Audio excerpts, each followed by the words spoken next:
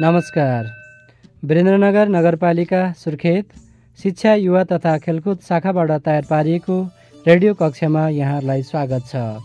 आज म कक्षा 7 को नेपाली विषयको कक्षा लिएर उपस्थित भएको छु। आज कक्षा 7 मा रहेको पहिलो पाठ रहेको छ परिचय कविता। परिचय कविताका लेखक कवि सिद्धिचरण श्रेष्ठ हुन्। उनको जन्म विक्रम सम्वत 1969 जेठ 9 गते ओखलढुङ्गा जिल्लामा भएको हो।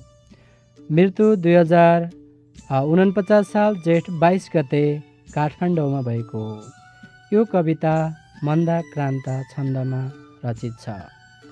प्रस्तुत परिचय कविताको पहिले शीर्षकको परिचय गरौँ। के हो त परिचय? यहाँ कसको परिचय दिन खोजिएको छ? मेरो, देशको, परिवारको, वा कसको? पक्कै पनि विद्यार्थी भाइ बहिनीहरू, यस कवितामा आज नेपालीको परिचय दिन खोजिएको छ। नेपालीहरू वीर हुन्छन्, नेपालीहरू बहादुर हुन्छन् भन्ने कुरा हामीले सुनिरहेका छौँ। हो, त्यही कुराको परिचय दिन खोजिएको छ। सर्वप्रथम विद्यार्थी भाइ बहिनीहरूलाई म कविता भनेको के हो भन्ने कुराको अवगत गराउन चाहन्छु। तपाईँहरूलाई थाहा नै छ कविता कस्तो हुन्छ। कविता लयमा हुन्छ, कविता गाउन मिल्छ, यो कुरा थाहा छ। कविता मिठो लयमा गाएर सुन्दा सबैलाई राम्रो पनि लाग्छ, आनन्द पनि आउँछ। कविता भनेको कविको कार्य हो। कविको रचना नै कविता हो, अर्थात् कविले गर्ने कार्यलाई कविता भनिन्छ। छोटोमा विद्यार्थी भाइ बहिनीहरूले यसरी बुझ्न सक्नुहुन्छ। अर्थात् शब्द र अर्थ भएको भावपरक रचना जुन लयमा हुन्छ त्यो कविता हो। लयबद्ध रचनालाई पनि कविता भन्न सकिन्छ। अब हामी परिचय कवितातिर थाल्छौँ। परिचय कविताको प्रारम्भमा यो कविता वाचन गर्नुभन्दा अगाडि हामीले यस कवितामा रहेका केही जटिल शब्दहरू छन् जुन शब्दलाई हामी सजिलै उच्चारण गर्न सक्दैनौँ। ती शब्दलाई उच्चारणको अभ्यास गर्छौँ। यो उच्चारणको अभ्यास गरिसकेपछि विद्यार्थी भाइ बहिनीहरूले सजिलै परिचय कविता वाचन गर्न सक्नुहुनेछ। जब शब्द नै अप्ठ्यारो हुन्छ कसरी हरफ पढ्न सकिन्छ? तसर्थ सबैभन्दा पहिले हामी कवितामा रहेका कठिन शब्दहरूको उच्चारणको अभ्यास गरौँ।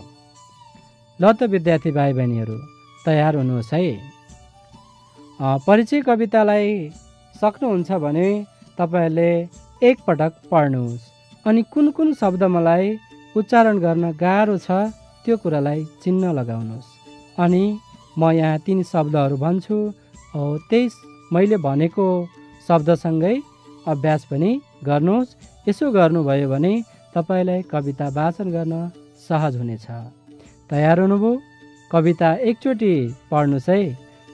यसमा अहिले लय नमिलाएर पढ्दा पनि हुन्छ। जस्तो नेपाली हुँ कठिन गिरीमा चढ्नलाई सिपालु, बैरी नै होस् तर छु बहुतै दिनमाथि दयालु, तातो रातो रगत रिपुको पिउन हरदम तयार, मेरो मेरो प्रिय खुकुरियो हेर भई होसियार। अर्को श्लोक, शिक्षा मेरो जगतभरको गर्नु रक्षा सदैव, दीक्षा यही हो परहित गरौँ आखिरी श्वाससम्म, ज्वाला दनकोश दनदन जहाँ मृत्यु ल्याई फुकेको, अत्याचारी यदि छ त कहीँ माथा नै ताक्छु त्यसको, ड्याङ ड्याङ डुङडुङ गरी प्रलयको मेघमाला बजाई, कालो निलो गगनभरको दैत्य आकार ल्याई, रोकुन बाटो रिपुहरू मिली केही सङ्कोच मान्न, आत्मा मेरो अमर छ बुझ्यौ अस्त कहिल्यै म हुन्न। अर्को पृष्ठमा, गोली लागि पटपट फुटोस् देहको अङ्ग अङ्ग, छाला टाँगी बदन सब होस् मासुको मात्र पुञ्ज, बाटो होस् भतभत उसै पोलिने बालुवाको, देशद्रोही यदि छ त कहीँ माथा नै ताक्छु त्यसको।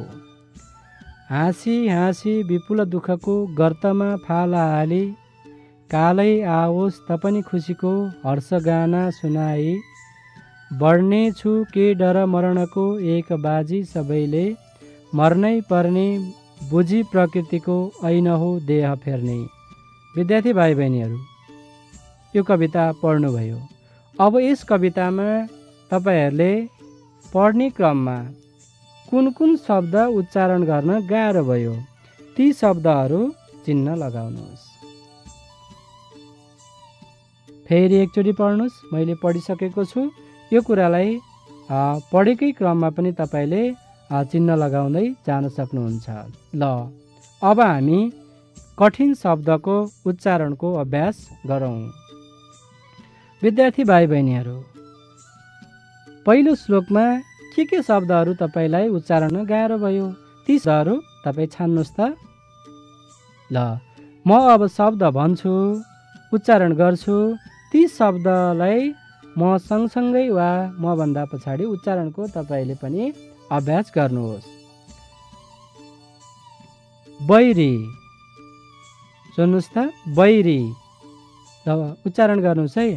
बैरी लेख्दा ओइरी जस्तो देखिन्छ तर त्यहाँ बैरी हो, बैरी। अर्को रिपु, रिपु उच्चारण गर्नुहोस् है, रिपु। पिउन, पिउन। ल भन्नुहोस् त, हरदम, हरदम। प्रिय, प्रिय। होशियार, होशियार।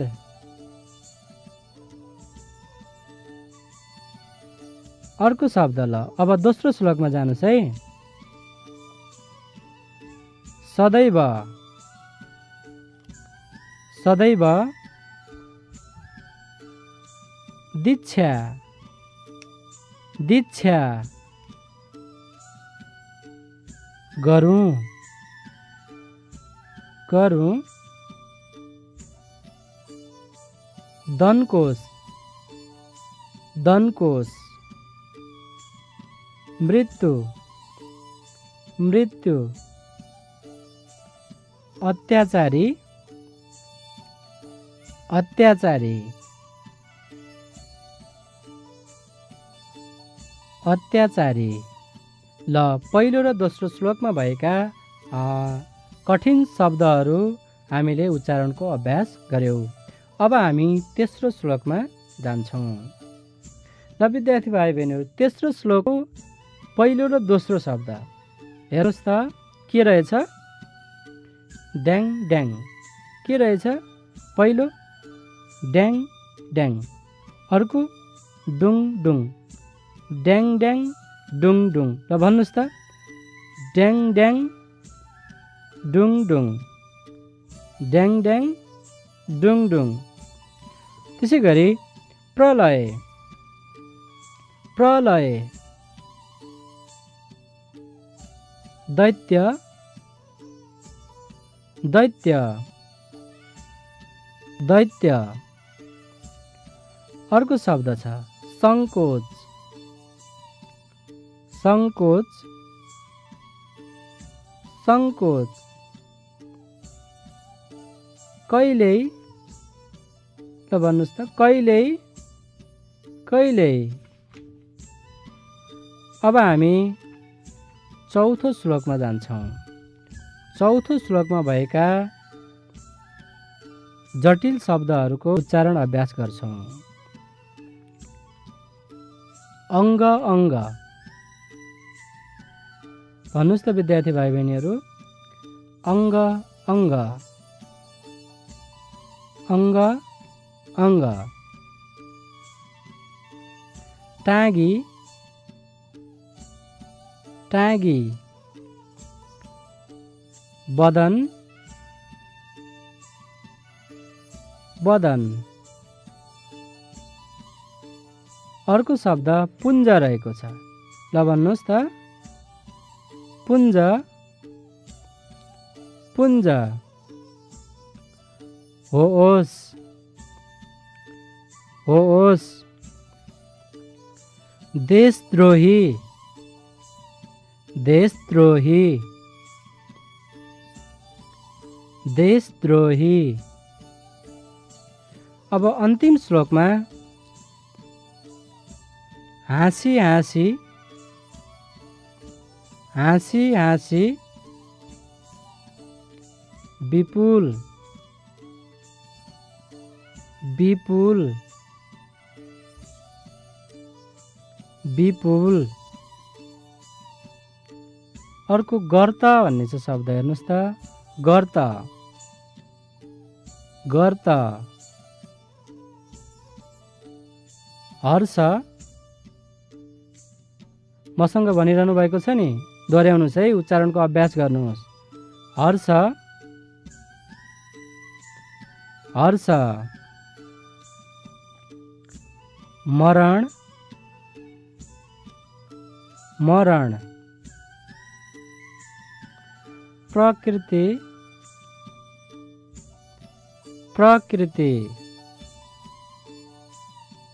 प्रकृति। ऐन, अर्को छ ऐन ऐन। धन्यवाद विद्यार्थी भाइ बहिनीहरू, मसँगै उच्चारणको अभ्यास गर्नुभयो। अब एकचोटि हामीले उच्चारण गरेका शब्दहरूलाई पुनः एकचोटि म दोहोऱ्याउँछु, भन्नुहोस् है। एक पटक मात्रै दोहोऱ्याउँछु, भन्नुहोस् है। बैरी, रिपु, पिउन, हरदम, प्रिय, सदैव, दीक्षा,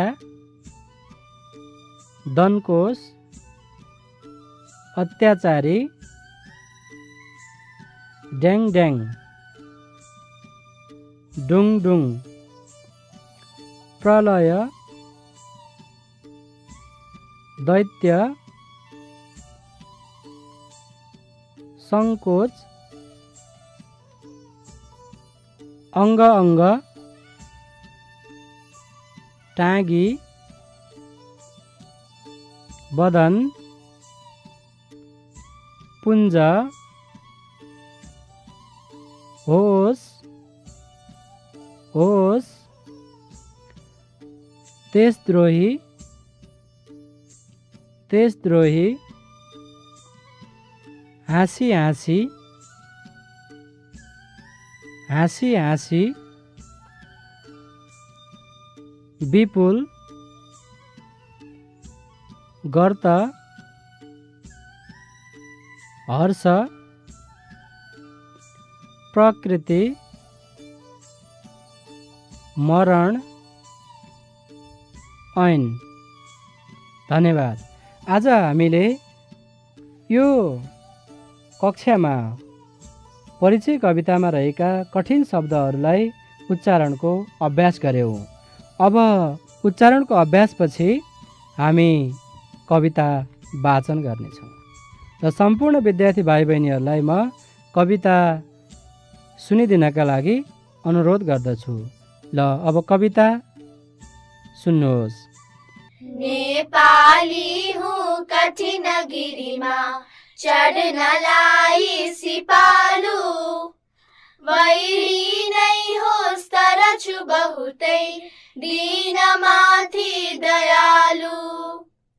तातो रातो रगत रिपुको पिउन हरदम तयार, मेरो मेरो प्रिय कुकुरियो हेर भई होशियार। शिक्षा मेरो जगत भरको गर्नु रक्षा सदैव, दीक्षा यही हो परहित गरु आखिरी श्वास सम्म।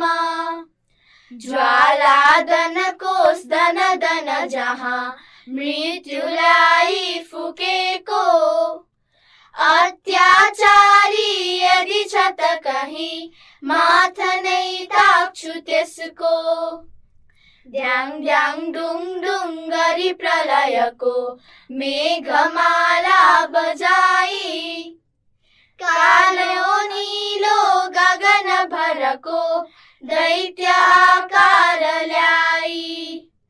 रोकुन बाटो रिपुहरू मिली केही सङ्कोच मान्न, आत्मा मेरो अमर छ बुझौ अस्त कहिल्यै हुन्न। गोली लागि पट पट फुटोस् देहको अङ्ग अङ्ग, छाला टागी बदन सब होस् मासुको मात्र पुञ्ज। बाटो होस् बत बत उसै पोलिने बालुवाको, देशद्रोही यदि छ त कहीँ माथा नै ताक्छु त्यसको। हाँसी हाँसी विपुल दुःखको गर्तमा फाल हाली, कालै आओस् त पनि खुसीको हर्ष गाना सुनाई। बढ्ने छुके डर मरणको एक बाजी सबैले, मर्नै पर्ने बुझी प्रकृतिको ऐन हो देह फेर्ने। मर्नै पर्ने बुझी प्रकृतिको ऐन हो देह फेर्ने। मर्नै पर्ने बुझी प्रकृतिको ऐन हो देह फेर्ने। सुन्नुभयो विद्यार्थी भाइ बहिनीहरू, कस्तो लाग्यो? कविता जहिले पनि श्रुति मधुर हुन्छ। हामीले कवितालाई सुन्दा आनन्द आउँछ। कविताबाट हामीलाई एक प्रकारको रस पनि आउँछ। तपाईँलाई लाग्यो होला यो कविता सुन्दा आफूलाई पनि वीरको सन्तान जस्तै लाग्यो होला। कतै शत्रुलाई देख्दा शत्रुमाथि खन्यु जस्तो पनि लाग्यो होला, होइन त? सुन्नुभयो, अब तपाईँहरूले अभ्यास गर्नुहोस्। सुनेको कवितालाई पनि अभ्यास गर्न सक्नुहुन्छ, यसरी पनि सक्नुहुनेछ। नेपाली हुँ कठिन गिरीमा चढ्नलाई सिपालु, नेपाली हुँ कठिन गिरीमा चढ्नलाई सिपालु, बैरी नै होस् तर छु बहुतै दिनमाथि दयालु। तातो रातो रगत रिपुको पिउन हरदम तयार, मेरो मेरो प्रिय खुकुरियो हेर भई होसियार। सुन्नुभयो नि है? अर्को श्लोक, शिक्षा मेरो जगत भरको गर्नु रक्षा सदैव, दीक्षा यही हो परहित गरौँ आखिरी श्वाससम्म। ज्वाला दनको दन दन जहाँ मृत्यु ल्याई फुकेको, अत्याचारी यदि छ त कहीँ माथा नै ताक्छु त्यसको। ड्याङ ड्याङ डुङ डुङ गरी प्रलयको मेघमाला बजाई, कालो नीलो गगन भरको दैत्य आकार ल्याई। रोकुन बाटो रिपुहरू मिली केही सङ्कोच मान्न, आत्मा मेरो अमर छ बुझ्यौ अस्त कहिल्यै हुन्न। गोली लागि पटपट फुटोस् देहको अङ्ग अङ्ग, छाला टाँगी बदन सब होस् मासुको मात्र पुञ्ज। बाटो होस् बत बत उसै पोलिने बालुवाको, देशद्रोही यदि छ त कहीँ माथा नै ताक्छु त्यसको। हाँसी हाँसी विपुल दुःखको गर्तमा फाल हाली, कालै आओस् त पनि खुसीको हर्ष गाना सुनाई। बढ्ने छु के डर मरणको एक बाजी सबैले, मर्नै पर्ने मर्नै पर्ने बुझी प्रकृतिको ऐन हो देह फेर्ने। मर्नै पर्ने बुझी प्रकृतिको ऐन हो देह फेर्ने। विद्यार्थी भाइ बहिनीहरू, तपाईँहरूले कविता श्रवण गर्नुभयो, सुन्नुभयो र यसरी वाचनको अभ्यास पनि गर्नुहोस्। यसरी वाचनको अभ्यासले तपाईँको बोलीमा निखारता ल्याउन सहयोग पुग्छ। यो कविता वाचन गर्नुभयो भने वाचन गर्दा पनि आनन्द आउँछ र यसमा भएका शब्दहरूको अर्थको बारेमा पनि ज्ञान हासिल गर्न सहयोग पुग्छ। अब हामी अर्को पाठ्यवस्तुतिर लाग्छौँ। योभन्दा अगाडि हामीले कठिन शब्दको शुद्ध उच्चारणलाई हेऱ्यौँ। अब हामी शब्दार्थतिर जान्छौँ, शब्दको अर्थतिर जान्छौँ। यस पाठमा भएका कठिन शब्द जसले यो परिचय कविताको भाव बुझ्नलाई अप्ठ्यारो पार्छन्, ती शब्दहरूलाई हामी छलफल गर्छौँ। केही त्यस्ता शब्दहरू छन् जसलाई हामीले अर्थ बुझ्यो भने यो कविताको अर्थ बोध गर्न सजिलो हुन्छ। यो कविताले भन्न खोजेको कुरा बुझ्न सजिलो हुन्छ। कठिन, कठिन शब्द छ। तपाईँहरूलाई थाहा छ नि कठिन भनेको के हो? कठिन भनेको अप्ठ्यारो। सजिलो छ है? थाहा नै छ नि कठिन भनेको अप्ठ्यारो। यहाँ छ नेपाली हुँ कठिन गिरीमा चढ्नलाई सिपालु। कठिन भनेको अप्ठ्यारो। गिरी भनेको थाहा छ? थाहा छ?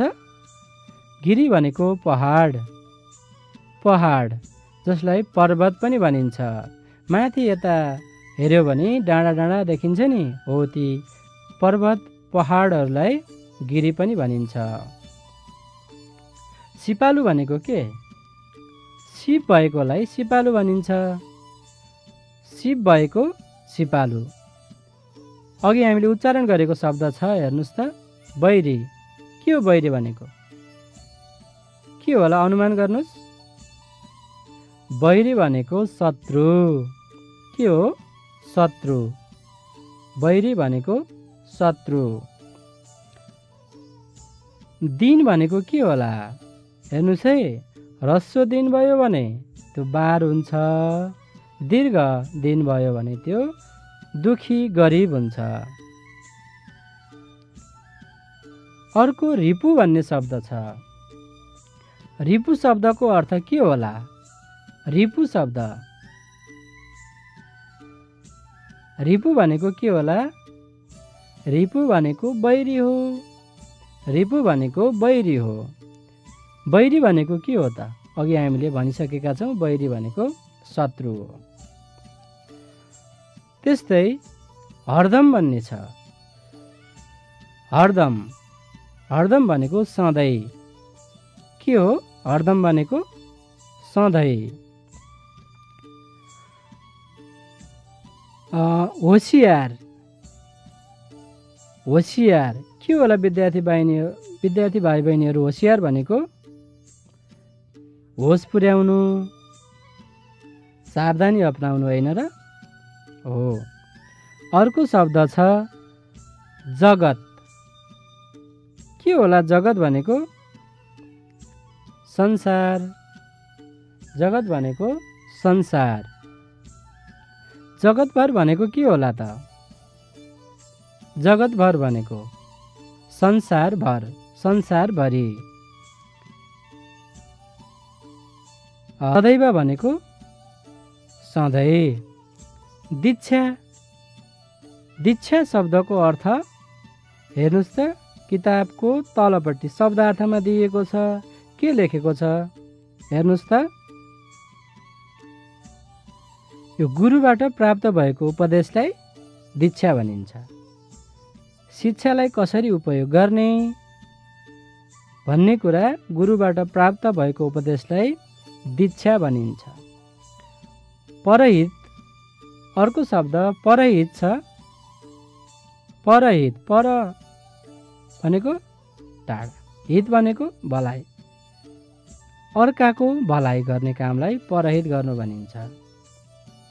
अर्काको भलाइ गर्ने कामलाई परहित गर्नु भन्ने बुझिन्छ। के रहेछ परहितको अर्थ? अरूको भलाइ। त्यस्तै अत्याचारी। अत्याचारी के होला विद्यार्थी भाइ बहिनीहरू? अत्याचारी भनेको अरूमाथि अत्याचार गर्ने मान्छे अत्याचारी हो। अत्याचारी अरूमाथि जसले अत्याचार गर्छ त्यो अत्याचारी हो। ज्वाला भन्ने शब्द छ एउटा। ज्वाला आगो बलेको बेला आगोको माथि लप्को आउँछ नि, हो त्यो चाहिँ ज्वाला हो। यो देखिरहनु भएको छ। मात के होला विद्यार्थी भाइ बहिनीहरू? माथ भनेको शिर हो। शिरलाई हामी टाउको पनि भन्छौँ, होइन र? माथ भनेको शिर हो जसलाई हामी टाउको पनि भन्छौँ। मेघ भनेको के होला? मेघ भनेको ल अनुमान गर्नुहोस् त, यो आकाशमा हुन्छ। मेघ आयो भने पानी पर्छ। के होला? बादल। धन्यवाद। मेघ भनेको बादल हो। त्यस्तै गगन भन्ने शब्द छ। के होला गगन भनेको? गगनको अर्थ हो आकाश, सगर। गगनलाई आकाश पनि भनिन्छ, सगर पनि भनिन्छ। अर्को छ दैत्य। दैत्य शब्दको अर्थ के होला थाहा छ? ल अनुमान गर्नुहोस् है। दैत्य भयो भने, देख्नुभयो भने तपाईँ डराउनुहुन्छ। दैत्यदेखि सबैलाई डर लाग्छ। के होला? केबाट डर लाग्छ होला? दैत्य भनेको राक्षस, दानव। दैत्य भनेको राक्षस। राक्षसदेखि डर लाग्छ नि, होइन सबैलाई? हो, त्यो भनेको दैत्य हो, जसलाई राक्षस पनि भनिन्छ, दानव पनि भनिन्छ। अर्को शब्द छ, म एउटा सोधेँ है विद्यार्थी भाइ बहिनीहरू। रिपु शब्दको अर्थ के हो? अघि हामीले कुरा गरिसकेका छौँ। रिपुको अर्थ शत्रु, अनि बैरी शब्दको अर्थ के हो? शत्रु। त्यस्तै सङ्कोच भनेको के होला? सङ्कोच मलाई अरूको घर गएर खाना खान सङ्कोच लाग्छ भन्यो भने त्यो सङ्कोच भनेको के होला? अप्ठ्यारो लाग्छ, हिचकिचाहट लाग्छ भनिएको हो। अमर, यो त थाहा छ नि, कहिल्यै नमर्ने अमर हो। अमर भनेको कहिल्यै नमर्ने हो। अस्त के होला? सूर्य कुन दिशाबाट अस्त हुन्छ? उत्तर छ? आउँछ? सूर्य कुन दिशाबाट अस्त आउँछ? ल अस्त हुन्छ। बिलाउने काम कि अस्ताउने काम? पश्चिम दिशाबाट अस्त आउँछ, अस्त हुन्छ। त्यसर्थ अस्त भनेको अस्ताउने काम हो, विलय हुने काम हो, हराउने काम हो। देह भनेको के होला विद्यार्थी भाइ बहिनीहरू? देह भनेको शरीर हो, शरीर। त्यसको अर्को अर्थ पनि छ, यही छ। छाला टाँगी बदन सब होस्, मासुको मात्र पुञ्ज भनेछ। हेर त, बदन छ, बदन भनेको देह हो। त्यस्तै अर्को शब्द छ पुञ्ज। पुञ्ज शब्द के होला? पुञ्ज भनेको रास, थुप्रो, जो धेरै हुन्छ नि, हो त्यो चाहिँ पुञ्ज हो। त्यस्तै देशद्रोही। देशद्रोही भनेको के? देश भनेको राष्ट्र, मुलुक। द्रोह भनेको अहित। देशको अहित हुने काम चाहिँ देशद्रोही हो। जसले देशको अहित हुने काम गर्छ त्यो चाहिँ देशद्रोही हो। देशद्रोह भनेको अहित हुने काम हो, त्यो देशद्रोहको काम गर्ने मान्छे देशद्रोही हो। ल भन्नुहोस् त, माथ भन्ने शब्द छ। अघि यसको अर्थ हामीले छलफल गरेका छौँ। के हो माथ शब्दको अर्थ? शिर, टाउको, जहाँ हामी टोपी लगाउँछौँ होइन? हो। त्यस्तै विपुल भन्ने शब्द छ, हेर्नुहोस् त विद्यार्थी भाइ बहिनीहरू। विपुल भने के हो? ल म यसलाई वाक्यमा प्रयोग गर्छु, तपाईँहरूले त्यो शब्दको अर्थ पहिचान गर्नुहोस् है। विपुल भनेको के हो पहिचान गर्नुहोस् है। उसँग विपुल सम्पत्ति छ, उसँग विपुल सम्पत्ति छ, अर्थात् रामसँग विपुल सम्पत्ति छ भन्यो भने विपुलको ठाउँमा के राख्ने होला? प्रशस्त सम्पत्ति छ, धेरै सम्पत्ति छ, यही मिल्छ होइन त विद्यार्थी भाइ बहिनीहरू? हो। विपुल शब्दको अर्थ के हुँदो रहेछ? प्रशस्त, धेरै हुँदो रहेछ। त्यसै गरी अर्को शब्द छ गर्त। गर्त भने कहिले सुन्नुभएको छ? यो नयाँ शब्द भयो है, सुन्नुभएको छैन होला। गर्त भनेको खाडल हो, खाडल। गर्त भनेको खाडल हो। अब अर्को शब्द छ ऐन। ऐन भनेको के होला? ऐन भनेको नियम, नीति नियम हुन्छ नि, हो, त्यो चाहिँ ऐन हो। देह भनेको के अरे विद्यार्थी भाइ बहिनीहरू? देह भनेको शरीर हो। अघि पनि हामीले कुरा गरेका थियौँ, देह भनेको शरीर हो। डरलाई अर्को शब्दमा के भनिन्छ? डर। डरलाई के भनिन्छ? त्रास भनिन्छ, भय भनिन्छ, भय। यस्तै गरी दिन शब्दको अर्थ भन्नुहोस् त। दिन दुखी होइन। बदन शब्दको अर्थ शरीर। गगन शब्दको अर्थ के हुन्छ? गगन, आकाश। हर्ष भनेको के हो? हर्ष शब्दको अर्थ खुसी हुन्छ। त्यस्तै रिपु शब्दको अर्थ शत्रु हुन्छ। दैत्य शब्दको अर्थ राक्षस हुन्छ। मेघ भनेको बादल हो। प्रलय भनेको संहार हो। सङ्कोच भनेको अप्ठ्यारो हो। अस्त भनेको अस्ताउने काम हो। हरदम भनेको सधैँ हो। जगत भनेको संसार हो। परहित भनेको अर्काको भलाइ हो। त्यस्तै गरी पुञ्ज भनेको थुप्रो हो, रास हो। विपुल भनेको प्रशस्त हो। गर्त भनेको खाडल हो। यसरी आज हामीले यी शब्दहरूको अर्थ जान्ने प्रयास गर्यौँ। विद्यार्थी भाइ बहिनीहरू, अब तपाईँहरूले पनि यी शब्दहरूलाई आफूले शब्दको अर्थ बुझ्ने प्रयास गर्नुहोस्। पाठको अभ्यासमा दिएका शब्दहरू छन्, ती शब्दहरूलाई पनि शब्दहरूको अर्थ लेख्ने अभ्यास गर्नुहोस्।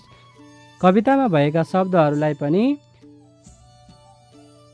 तिनीहरूको अर्थ खोज्नुहोस्। पाठबाट खोज्नुहोस्, अनुमान गर्नुहोस् र शब्दार्थ हेर्नुहोस्, अनि मैले भनेका कुरालाई याद गर्नुहोस्। यति भयो भने यस पाठमा भएका कठिन शब्दको अर्थ थाहा हुनेछ।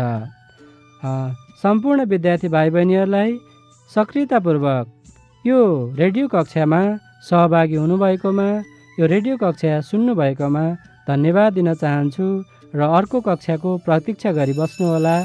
धन्यवाद।